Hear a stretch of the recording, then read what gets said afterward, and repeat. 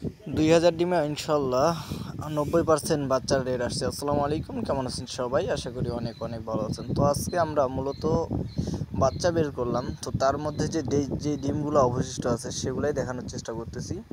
তো ডিম মেশিনে আমরা দিয়েছিলাম 2000, তার মধ্যে প্রায় অল্প কিছু ডিম নষ্ট হয়েছে, ধরতে গেলে প্রায় 100 থেকে 150 ডিম নষ্ট হয়েছে আর কি। তো এইখানে ওই ডিমগুলো আর কি বাছাই করা চলতেছে। তো আমরা যেহেতু ইনকিউবেটর চালাইতেছি, তো এইটাতে একটা অভিজ্ঞতা হলো আমাদের যে ডিমটা পরিপূর্ণ 20 ডিম হলে আপনার ডিম নষ্ট হবে না ইনশাল্লাহ, আশা করা যায়। আর অনেক সময় নষ্ট হয় তাপমাত্রা বেশি হওয়ার কারণে, আর্দ্রতা কম বেশি হওয়ার কারণে অনেক সময় দেখা যায় যে ডিম নষ্ট হয়ে থাকে।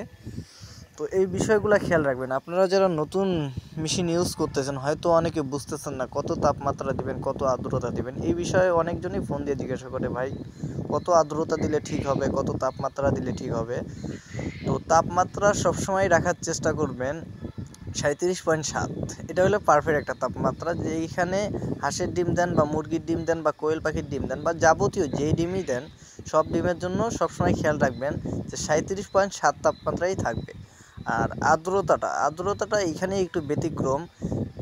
আর্দ্রতাটা দেশি মুরগির বা হাঁসের ডিমের জন্য প্রথমে লাগে 50, আর প্রথম 18 দিনে লাগে 50 থেকে 60। আর কোয়েল পাখির ডিমের জন্য প্রথম 14 দিন আর্দ্রতা লাগবে হলো আপনার 60 থেকে 65, এটা মাথায় রাখবেন, ঠিক আছে? আর শেষে হ্যাচিং যখন হ্যাচিংয়ে দিবেন, তো হ্যাচিংয়ে দেওয়ার সময় আর্দ্রতাটা খেয়াল রাখবেন 70 থেকে 75 কিংবা 80-র মধ্যে রাখবেন। চেষ্টা করবেন 70 থেকে 75 দেওয়ার জন্য। এটাই পারফেক্ট একটা মানে আর্দ্রতা। আর এই বিষয়টা খেয়াল রাখলে হয়তো আপনাদের বাচ্চা যথেষ্ট পরিমাণ ভালো এবং সুস্থ সবল এ গ্রেডের বাচ্চা আসবে। তো আসসালামু আলাইকুম, ভালো থাকবেন, সুস্থ থাকবেন। নেক্সট ভিডিওতে দেখা হবে ইনশাল্লাহ।